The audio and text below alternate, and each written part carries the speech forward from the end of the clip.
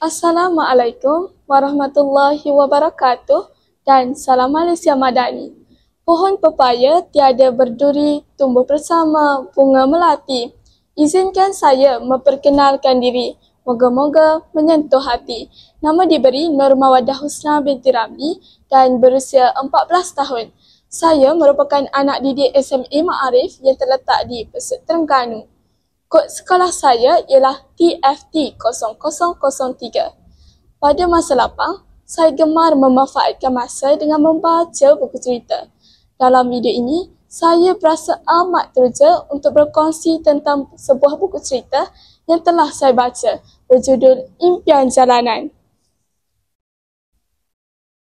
Siri motivasi dan nilai murni berjudul Impian Jalanan ini merupakan sebuah novel yang mengisahkan tentang perjalanan seorang graduan dalam mencari erti kejayaan sebenar.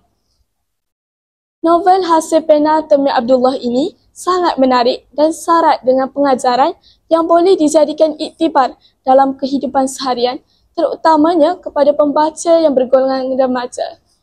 Novel terbitan Iman Publication ini diterbitkan pada tahun 2018. Novel ini setebal 347 halaman dan mempunyai sisipan kandungan sebanyak 27 bab.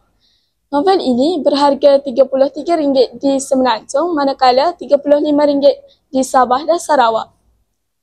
Tema utama yang menarik perhatian saya ini ialah sokongan keluarga, nilai persahabatan serta semangat yang tidak pernah mengenal erti putus asa. Ayuh bersama saya kita mengamati dan mendalami cerita ini dengan lebih dekat lagi. Novel ini mengisahkan tentang seorang pelajar yang berjuang untuk mencapai impiannya di luar negara. Namun, dia terpaksa berhadapan dengan pelbagai cabaran seperti kesempitan kewangan, tekanan akademik dan kesukaran untuk menyesuaikan diri dalam persekitaran baru.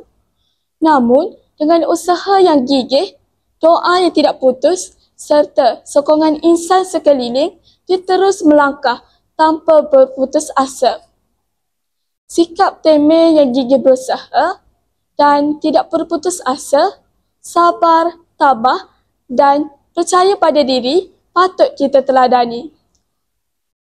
Dalam perjalanan itu, dia bertemu dengan pelbagai individu yang memberi pengajaran dan inspirasi, termasuklah sahabat setia dan orang asing yang memberikan dorongan kepadanya tanpa disangka.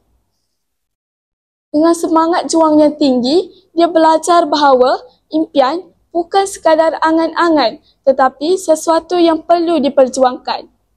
Pada pendapat saya, gaya penulisan karya ini sangat menarik dan mudah difahami. Penggunaan bahasa yang digunakan telah memudahkan pelajar seperti saya untuk membaca kesudahan karya yang dihasilkan ini. Bahasa yang digunakan juga sangat dekat dengan jiwa anak remaja. Buku ini mudah dibawa ke mana-mana dan mempunyai ilustrasi yang sangat menarik. Kesimpulannya, novel yang berjudul Impian Jalanan ini merupakan sebuah novel yang mempunyai banyak pengajaran dan nilai murni yang boleh dijadikan iktibar, terutamanya kepada pembaca yang bergolongan remaja. Jika anda inginkan masa depan yang cerah, bacalah novel Impian Jalanan ini dan jadilah insan yang paling istimewa. Saya sudahi bicara saya dengan satu pesanan. Kalau